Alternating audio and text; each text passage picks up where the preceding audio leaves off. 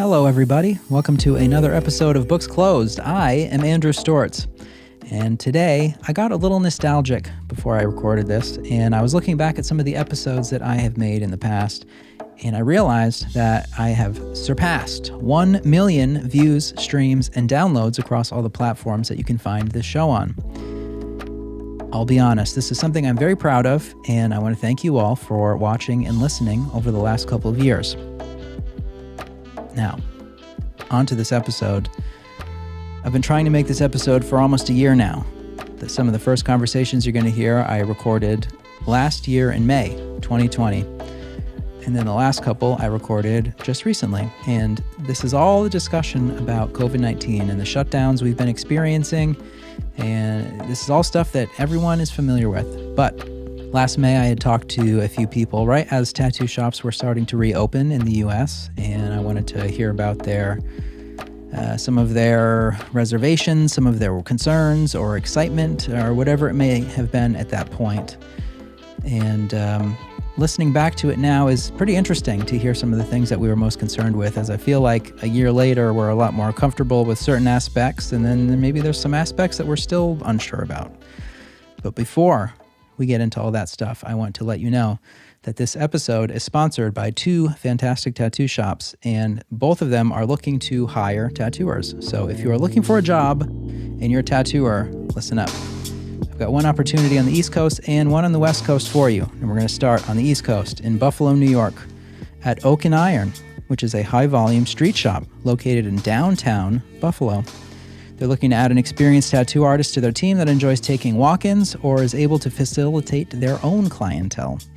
The shop can facilitate clientele for you if needed. This is really one size fits all. They offer both booth rent or commission, and they're willing to help with relocation fees as well as social media promotion. If this sounds good to you on a surface level and you want more info, check out the shop at Oak and Iron BFLO on Instagram, or the owner, Jess, at Jess Fox Tattoos. All these links will be in the show notes. Now, the second shop I want to tell you about is in Oakland, California, and this is Old Crow Tattoo, owned by Hannah Wolf, who you have heard as a guest on this show previously on an episode called Scientific Tattooing. She's got the shop, Old Crow Tattoo, and she let me know that she is booked out for the next 5 months and could really use some help because she's getting a lot of requests every day. She's happy to help with relocation expenses for the right person. She said that the right experienced artist can charge $200 plus an hour. I mean, this is all sounding pretty sweet to me. There's more info you can find, oldcrowtattoo.com. There's info as well as a form you can fill out to reach out if you are interested in this job, or check them out on Instagram at Old Crow Tattoo. And that's it. These are two great opportunities in Buffalo, New York, Oakland, California. If you're in either place or if you're willing to relocate, please check out all that info in the show notes. Good luck to you. I hope it works out. But now, to this episode. First, you're going to hear from a tattooer, Lauren, from Diamond Mine Tattoo in Massachusetts.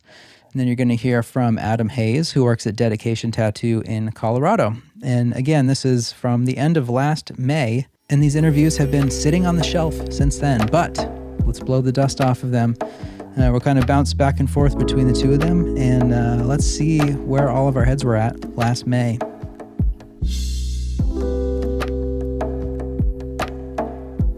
So I was telling you before in that message that I have cystic fibrosis. It only affects about maybe 30,000 people in the U.S., so it's pretty rare. Yeah, like how might that make your day-to-day reality different than someone without it? So day-to-day, it's honestly not much different work-wise. I still kind of do the same thing that anybody else would do. Day-to-day in my personal life, I probably do about maybe like 3 or 4 hours of medication and treatments a day. So it's kind of a pain in the ass to manage on top of like other kind of time-consuming stuff that tattooing takes. So yeah. So what does that include? Let's see, maybe 3 nebulizers twice a day. They could be anywhere between like 20 minutes and a half hour. I have to do chest physical therapy, so it pretty much just like, I guess like releases all the mucus and stuff in there, which I'll get more into because that's like the problem with cystic fibrosis. And then I got probably like 20 pills I have to take twice a day. Damn. That's pretty much it, I guess. Yeah. It's a Yeah. lot. So this is something you've had your whole life. Yes. It's a genetic thing, so I was born with it. And so you've been going through, so you're used to this at this point, like the daily stuff you've been doing all along, correct? Oh, yeah. Yeah. I don't Yeah. really know any different, so it's not like I'm missing out on whatever. So yeah, as you think about going back to the tattoo shop, what do you think that you might wait a little bit longer, or do you think that you've got precautions and the knowledge to kind of navigate around this because you've been going through it your whole life? Oh, man. That's the $1,000,000 question, I feel, and what I've been trying to figure out this whole time. I bet. I'm probably more leaning towards maybe waiting a little bit longer. Because I think in Massachusetts, anyway, we're probably looking at like 3 weeks before we'll be able to go back to tattooing. Yeah, they just announced June 8th for Massachusetts, right? I think so, yeah. Best case scenario, Hopefully. anyway. Yeah. Yes. So I might wait a little bit longer, but I feel like a lot of clients and stuff kind of do anything like to get their tattoo, at all costs. They'll like come in with a cold, or like I was saying, they would probably like get in a car accident on the way there, have their legs severed off and still walk into the shop like it's no fucking problem, you know what I mean? Right, of course. I don't know if that's like the same for you guys there, or Yeah, it seems like, especially after having to wait this long, if people have been on edge and wanting to get tattooed, I think especially now they're going to say, "Well, I know this is just a cold, or I know this isn't coronavirus. I know this is something else." But I hear all the time like, "Oh, it's just allergies. It's not a big deal." yeah, You just have to kind of take their word for it. So and that's what's hard. that's Trusting. that's kind of the thing that's like, I guess, making it hard for me to decide.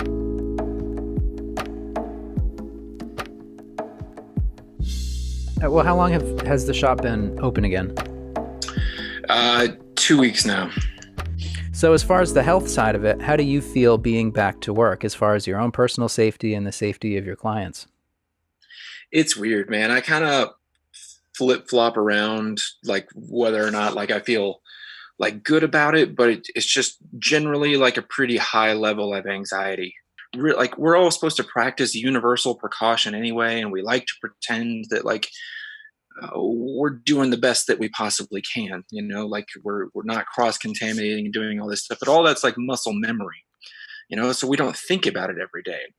If you have to think about it every day that the person that you're tattooing has like an infectious disease that's really communicable, it fucks with your self-confidence to be able to do what you're doing. It takes away from like the magic of what you're making, and that's all I can think about, to be honest.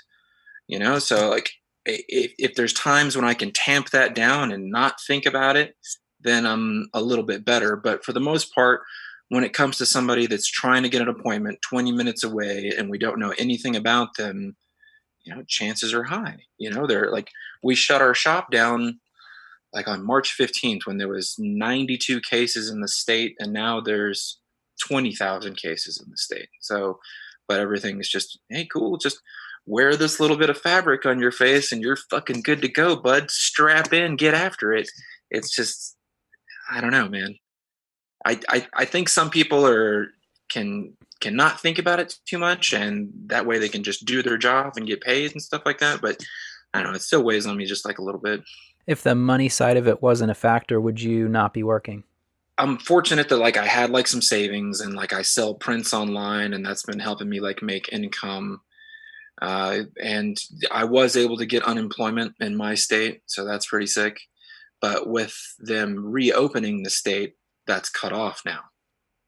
So now it's just go back to work. There's no more unemployment. There's no more assistance programs. And I understand like a lot of people haven't gotten it, and I'm grateful for that. And a lot of people need to go back to work because they've run out of the bottom dollar. But I can't really tell you, to be honest. I don't know. Like, I wish there was like a safer way to go back to everything, but there's not really, like we're trained for bloodborne pathogens, and everybody wants to talk about how clean a tattoo shop is. That doesn't matter if somebody's an arm's length away from you breathing in your face, and the only thing you're breathing through is like a bandana. Yeah. Yeah, that's kind of been my take all along when people are touting how clean their shop is, and we exercise all these precautions at all times, which is true, but it's two different things. Yeah, I mean, you can have the cleanest shop in the world, but you can still smell the guy that's next to you farting. You know what I mean? That's all it takes. You know, I mean, like, that's the same size as the microns. You know what I mean? Like, Yeah. Cool. Yeah, it's in the air. It's not on the surfaces. It doesn't matter. You know, like, clean the door handles, clean the fucking flush flappers. Anything you want to do, it's in the air. Yeah. You know? Right. If you can smell somebody smoking cigarettes through your mask, it's the same deal, you know? Right.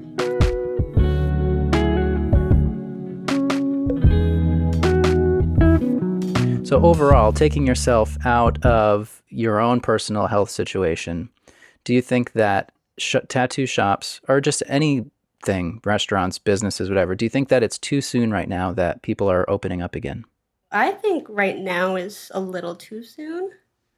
But that's probably just me being a little biased because I'm more high risk, and I definitely understand that a lot of people need to get back to work, and a lot of people, can get it and just be fine. And they're kind of like ready to brave it and be like, oh, whatever, like, if I get it, I get it. I need to make my money. So it's really hard to say. Yeah. I guess if you are high risk, you kind of just have to like take the L and hunker down and kind of take one for the team, I guess. Which isn't really an L if you think about it. It's kind of a necessary step. But I know what you're saying. Yeah. And I guess this kind of sums up the whole thing, is that due to the fact that everyone is in different positions, whether it's their personal health or their ability to do the right thing as far as like keeping themselves or people in their immediate space safe. It's hard to make one answer that works for everybody, and that's what's obviously causing so much controversy. I'm at a point where I just don't know what to think anymore. And being someone who isn't high risk personally, and my wife isn't high risk, and that's our entire household, so we don't have to worry directly. But I mean, I worry about my parents and people in my family that have young kids and babies right now, and it's kind of scary. And I think a lot of people struggle with, like, if you don't have anybody like that in your life, or if you don't have that personally, or, you've never experienced somebody to be high risk, then, like, you can't really imagine what the real consequences of it are. Yeah. Well, now we all have you in our lives, so we can look at it from a little bit of a different perspective if we hadn't considered that before. So you're welcome, everybody.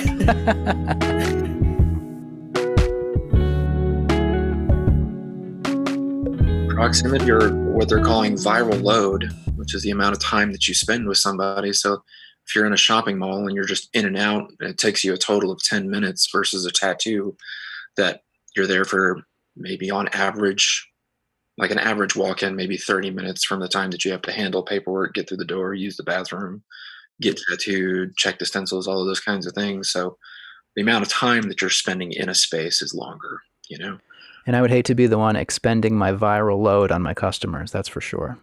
I know, right? You usually got to pay extra for that.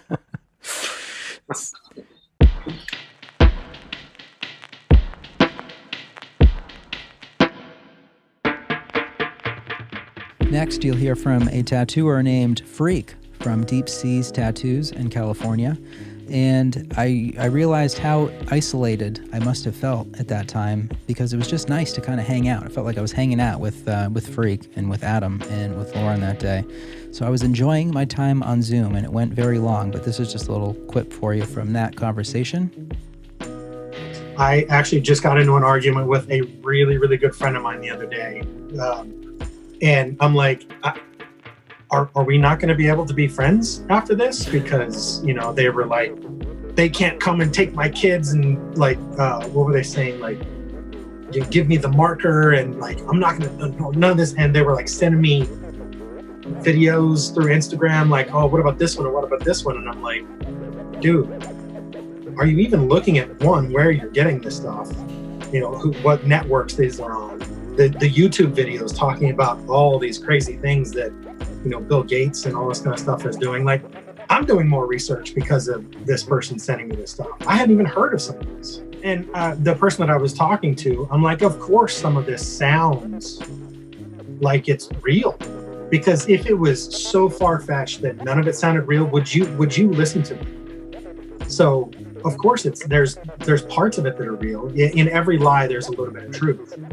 So of course it's building off of something, but it's like a sentence out of, a 300-page document, or like just one word or a glance or something like that. And you're just trying to pick up on that. And I mean, people are afraid, like, I'm afraid because, like I was saying in what I sent, like I have a partner who's high risk, and that means anything that I bring home can get passed to them. And if it gets passed to them, they can get super sick and or die, depending on what it is.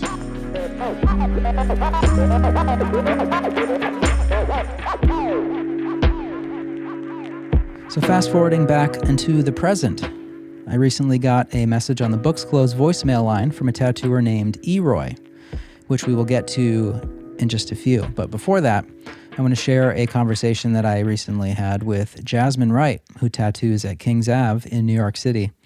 I had seen a post she made on Instagram about how she had gotten COVID right at the beginning of all the shutdowns, and she was still feeling the effects of it physically an entire year later. So I was interested to learn more about that because I feel like that was something that I haven't heard much about specifically in news or personally from people that I know. So let's throw it to my interview with Jasmine Wright.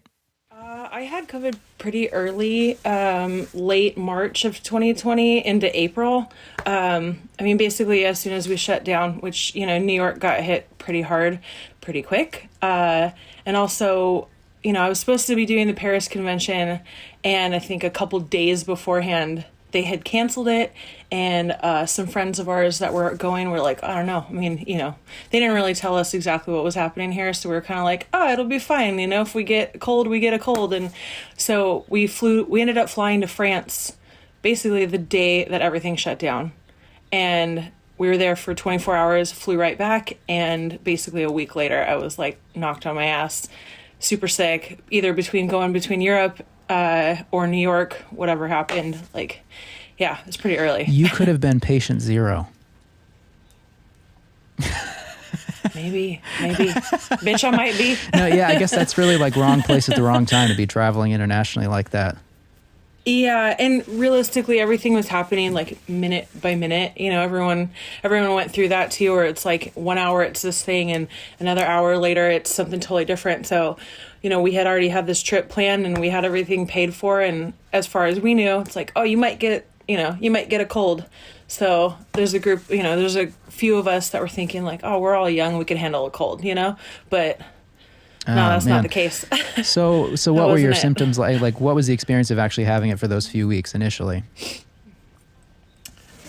So when I actually was sick with it, when I had the infection, I actually had it pretty bad. I rarely get sick, I don't think I've had the flu since I was a little kid, and I get maybe a cold once or twice a year kind of thing. But it felt like a really terrible sinus infection, just like water faucet nose that just wouldn't shut off, and I was all stuffy and clogged up. And then after a couple days of that, it turned into like the whole gamut of everything. Like I had gastro issues and like an incessant cough that just felt like I was drowning all the time. Like I'd wake up, out of a dead sleep, just choking and stuff, and super out of it. There's a couple days where I had real bad fever and sweating and stuff. So, and it was a long one too. I think I was like that, at maximum level, just knocked out for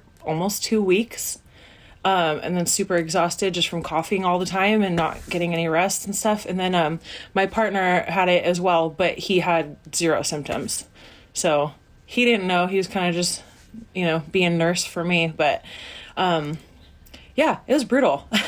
Couldn't breathe, couldn't stop coughing, just constant fever. And I basically slept 15 hours a day or something.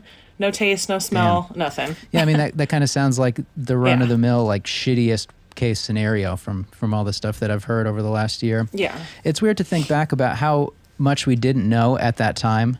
like the time that you were flying and everything. It was just like you said, it was minute by minute, and stuff changed, and it was like really kind of scary because we didn't know anything. And there's definitely a lot more comfort now in knowing that we've got some data and stuff to look back on. But it was pretty crazy 1 year ago to right now. True. Yeah. And yeah, like I said, we basically were checking in. It was almost like a movie. We were checking in at the airport at the same hour that they declared state of emergency, nationally. And so basically they're handing us our passports back, and they're like, wait, hang on, no more check-ins. Like, we got to see. So they're discussing, and the girl comes back to the counter and she's like, you can get on this flight. I don't know what's going to happen when you get there. We're like, thanks, but our friends had already left from LA. So we're like, oh shit. Like, if, I guess we could stay here, but our friends have already left. They're already in the air. They have no idea what's happening. So we can just do this and we'll all be stuck together. But yeah, in hindsight, that's a terrible decision. But also, we didn't really know. Like, they didn't say anything. They didn't tell us anything. There was didn't talk about the severity of where we'd be at, Which, yeah, I mean, I don't think it's a terrible decision, because up until that point, the rules of your entire life that you've functioned under would tell you to just go and everything will be cool. Like, no one thought what happened was even possible, that like the whole world would shut down. So that it's like you could have never anticipated that. No, I had no idea. And especially up to that point, they're saying, oh, it's the same as a flu. It's like, I can handle a flu, But yeah, knowing where I'm at now, like, if I had known that then, I would probably been like, dude, lock it up. I'm going to stay in this bubble. I'm going to stay in a box, like not come out for a long ass time. So like, what's the biggest thing that persists for you since having COVID? This is a crazy year for a million different reasons, whether it's, mentally or physically or politically or socially. All of these things are really heavy, and it's kind of a drag, obviously. But, I've been trying really hard lately to kind of differentiate between what is a mental drain, or where, sometimes you kind of manifest things, I guess, if you focus on them too much. I'm trying to separate what's, maybe bumming me out and making me feel bad, and what's physically making me feel bad. So, like when I was really sick, like during that infection, like I said, it was max level, I was pathetic, and it was a pretty slow recovery. It was a whole nother 3 weeks to a month before I was kind of like, all right, think I'm all right now. But slowly since then, since early summertime, I have persistent, like head to toe body ache and joint pain, like muscle pains and joint pains. Same thing, that wakes me up like out of a dead sleep. That's constant. I have some pretty severe brain fog most days, which for me, I feel like most of my life have been pretty like quick and articulate in conversation. And there's some days where I've almost developed a stutter. Wow. Like, it's fucked up. Like, and that part, maybe you wouldn't know that, obviously, or like clients wouldn't know that, or, that's something that they probably wouldn't pick up on. But in my mind, I can feel the disconnect between thought and action. And it's really scary and really frustrating, because that's never been the case before. Same, I'll lose my train of thought like mid-sentence. Like this morning I'm feeling pretty good, but some days it's just bleh, like nothing comes out. Or I'll be in the middle of a task and just lose it, which obviously, you're a tattooer, you know how it goes. Like, you want to concentrate on your work, you want to focus on your upcoming appointments and your checklists and stuff, and it's like impossible. And also knowing that I'm struggling or falling behind as far as organization or just keeping track of where I'm at in the day, like, that's stressful. It's frustrating. But I still have trouble breathing. Like, I don't think I've been able to take a full, satisfying deep breath in since then. It's been like a year. Like, you just kind of feel like you're up to here, and instead of taking a full breath. Also, I get random bouts throughout the day of like racing heart rate, where I've never really had anxiety or issues like that, where you kind of get that flutter in your stomach or something. But I have moments like that all the time now, where all of a sudden my heart is just beating out of my chest, or I'll wake up in the middle of the night and my heart's pounding out of my ears. Like, that's something new for sure. God damn. Dude, yeah. Like I said, if I had known that, I would not have even tried, Well, man, it's hard to hear all that stuff because that just sounds like so many things that obviously you can't ignore. It's affecting you 24 hours a day in different ways. It's kind of amazing that you've been able to be back to work. Is it really difficult to be and I don't want to scare your clients. I'm sure you wouldn't be working if you could not do your best job, but still it's got to be harder for you to get through your appointments just day to day. Yeah, it is. And again, like what you said, I'm fine. I can be at work. I can, get through my day and stuff. But yeah, it sucks. I'm just absolutely annihilated at the end of the day. I have zero energy. It makes me cranky. And I honestly feel bad, for my partner. I come home and I just have no gas left. And yeah, it's stressful. Like I said, a lot of it is just stressful and it's kind of embarrassing too, And I, in my post that you brought up about it, I kind of just had a moment where I was like, dude, I'm not crazy. I'm not imagining this stuff, I'm going to put this out there. I hadn't really talked much about it, that, dude, I can't be the only one that's dealing with this stuff. And I know I'm not making it up, and I had kind of an overwhelming response of people saying that they're dealing with exactly the same stuff, maybe just a different combination of lingering effects. And I had a couple other tattooers maybe message me privately that are like, you have no idea, another tattooer that I know said that he had a real bad case of pneumonia. And after that was cleared up, he went to the doctor and he had blood clots in his lungs. So he's on blood thinners for a solid month and just, completely wrecked after that.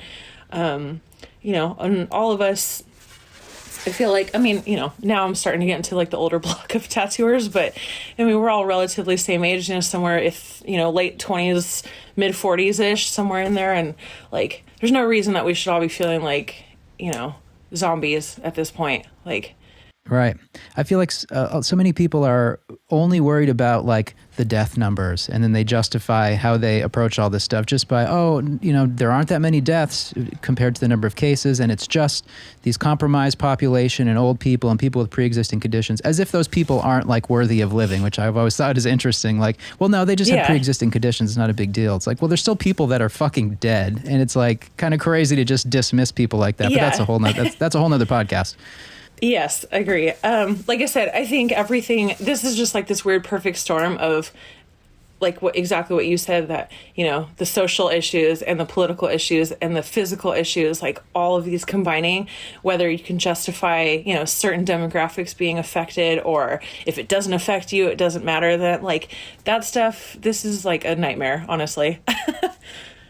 I don't know. I don't really know what we can do, because realistically, it feels like every state and every country and every person is on a different page with it, whether you feel invincible or you feel really scared or somewhere in between. I don't know. I think realistically at this point, I feel like it's kind of impossible to get everybody on board with anything and have an actual effective plan. But I don't know.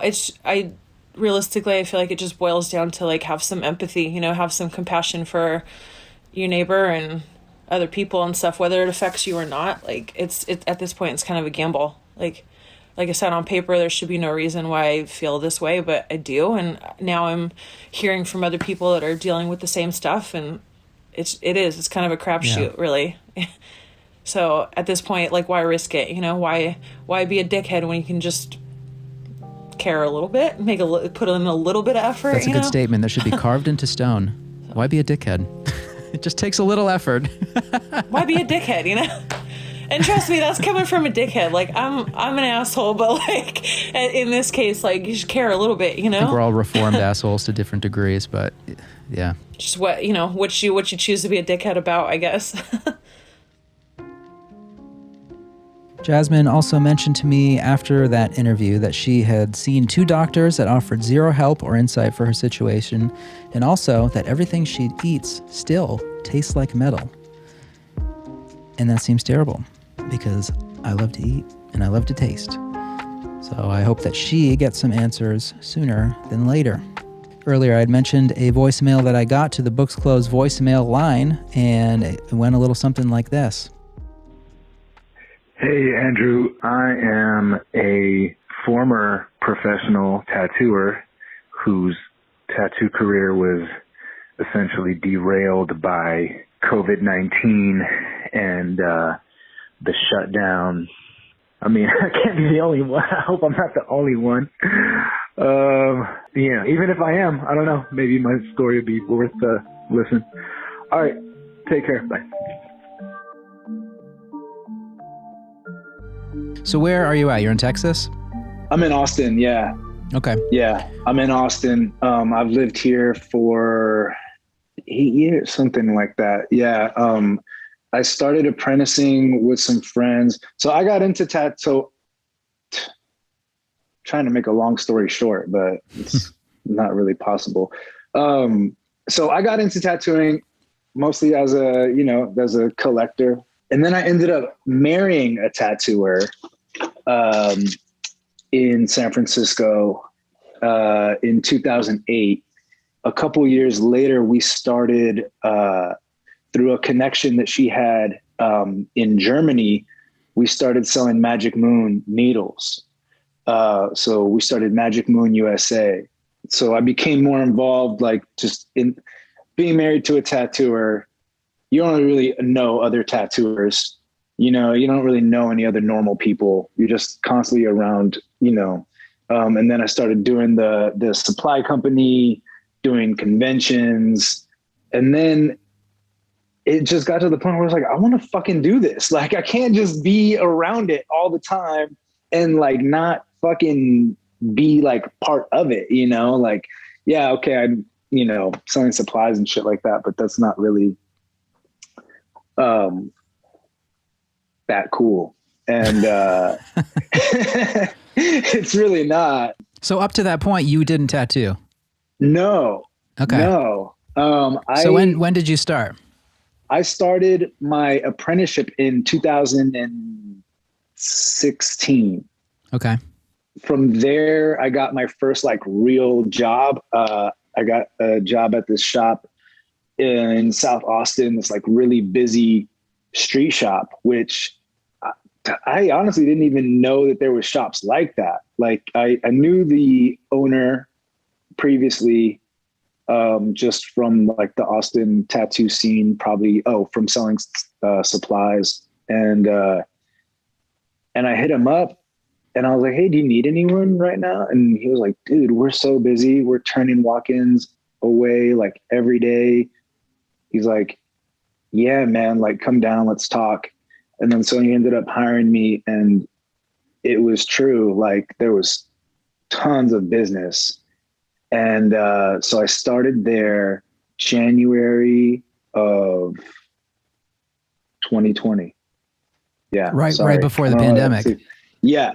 Okay. Yeah. Sorry. It took me so long, dude. It's like been a time warp almost. I know. I was like, was that 2019, 2020? No, yeah, it was 2020. So right before the pandemic.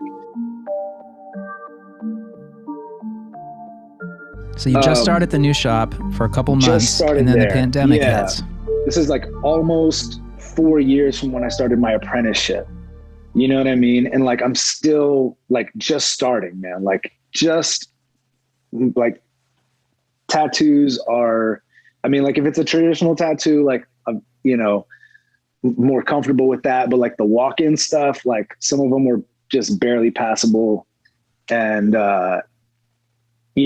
like it was just all your teeny tiny triangles with perfect circles and no shading and just the stuff that the hard stuff. It was a nightmare, but at the same time I was like, okay, but this is what it is, doing this shit every day. Like I'm going to get better, cause like my tattoos, they were still like super hit or miss, and it's a shitty feeling to be like in this industry and fucking got this awesome job at this great shop and to feel like, fuck, I'm not like up to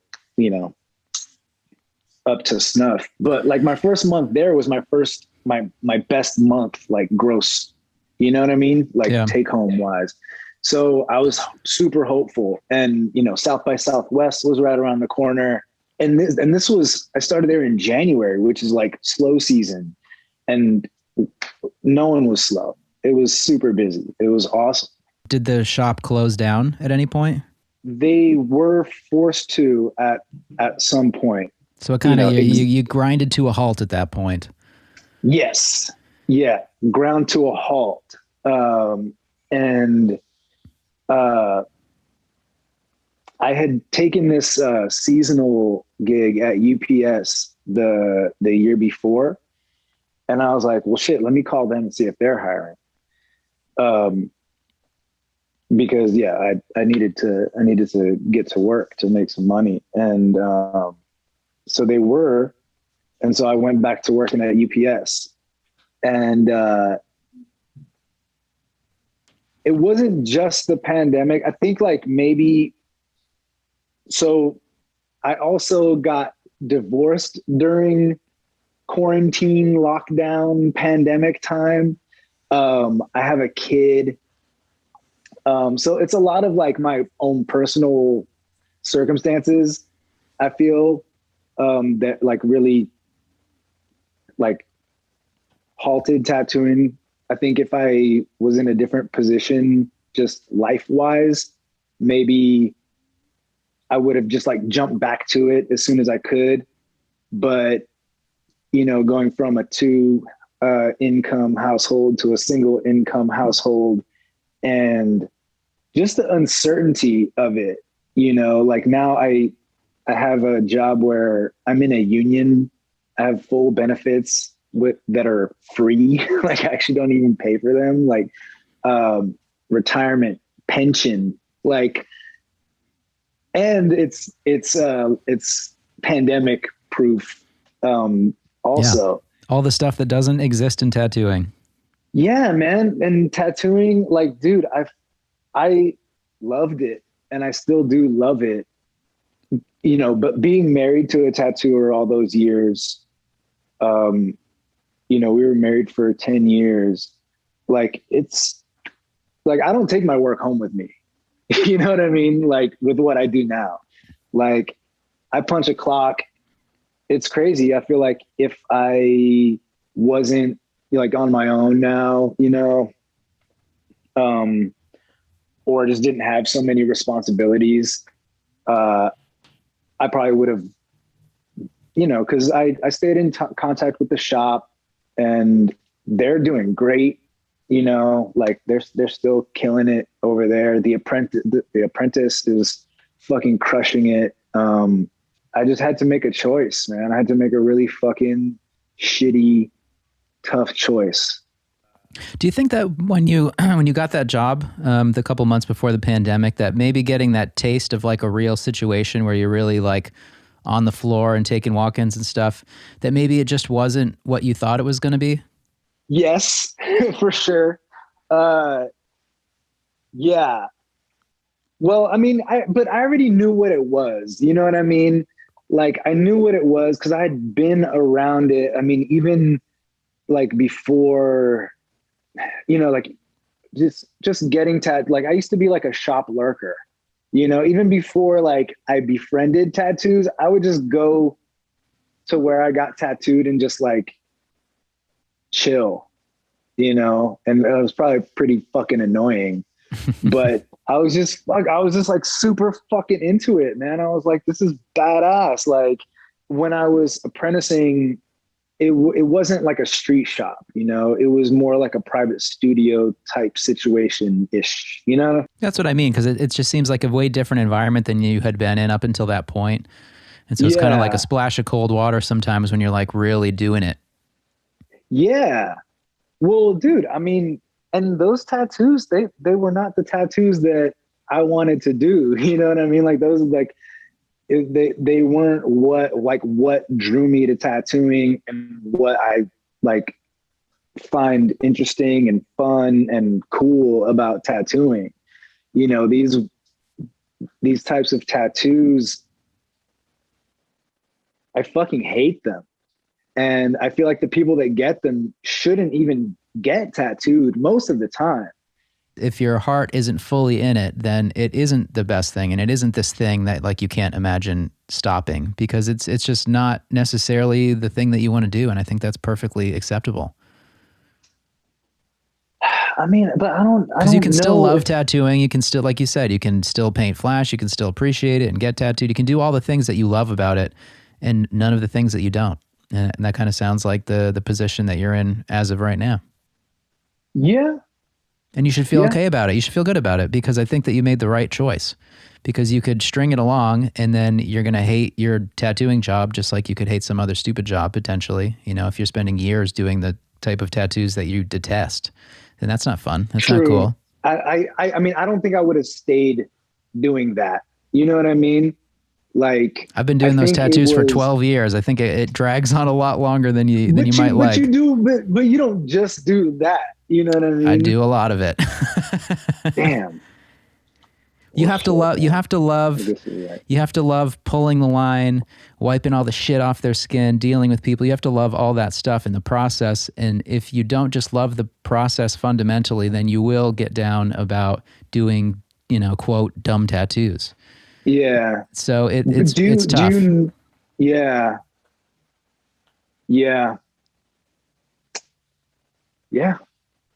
I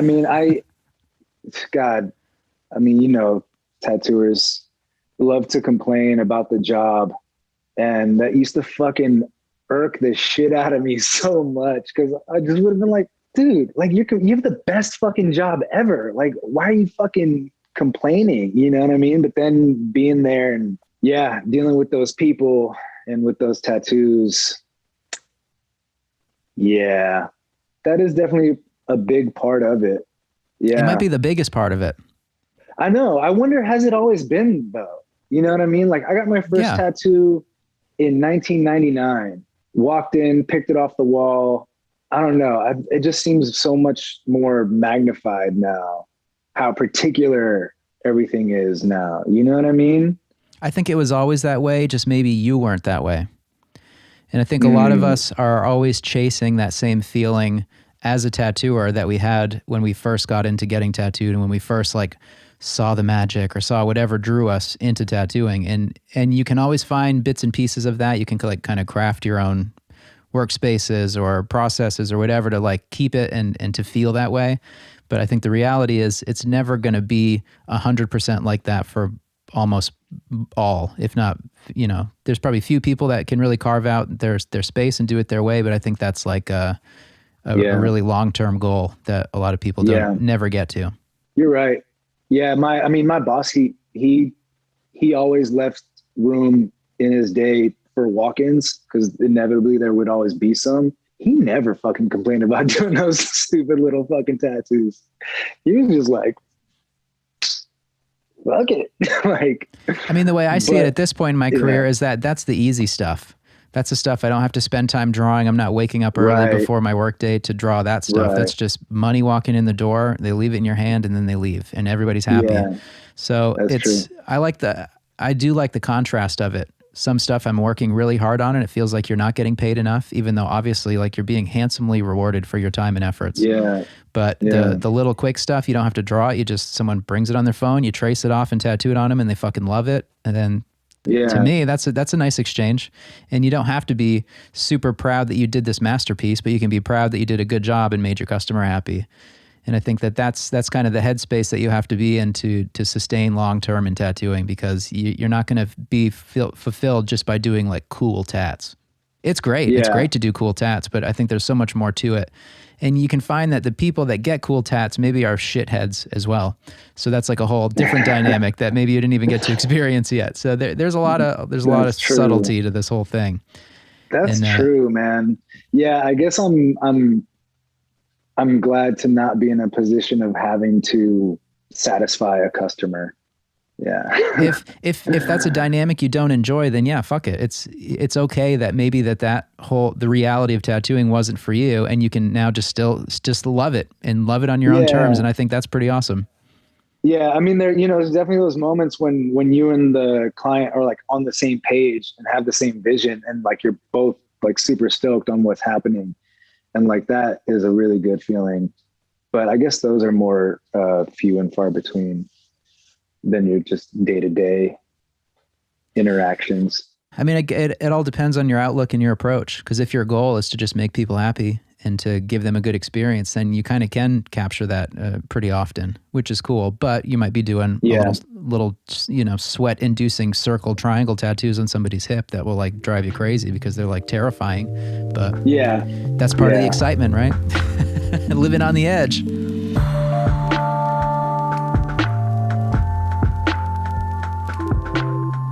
While some people had their businesses torn apart by mandated closures for extended periods of time during this pandemic, for others, like ERoy, I think the clarity of having a little bit of a pause from everything let them know that it was time to move on and that there are greener pastures outside of the tat world, and that is okay.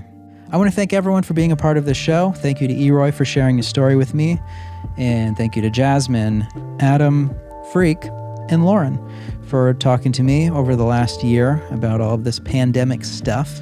That's all for this week. Thank you for listening. Again, I'm Andrew Stortz. You can follow me on Instagram at Andrew Stortz. Everyone else who was on the show today, you can find their links in the show notes, so check out all their work, and I highly encourage that you do. And if you like this show, please go onto iTunes and leave a 5-star rating and a glowing review about how fantastic this is and how much you love spending your time listening to this show. If you don't like listening to the show, then 1, you probably aren't hearing this, but 2, just don't leave a review because we don't need to be that honest about what you think about it. Everything else, if you're watching this, please subscribe on YouTube, smash that like button, bada bing, bada boom, da da da, so on and so forth. That's it. I'll be back next time for another episode of Books Closed, and I thank you.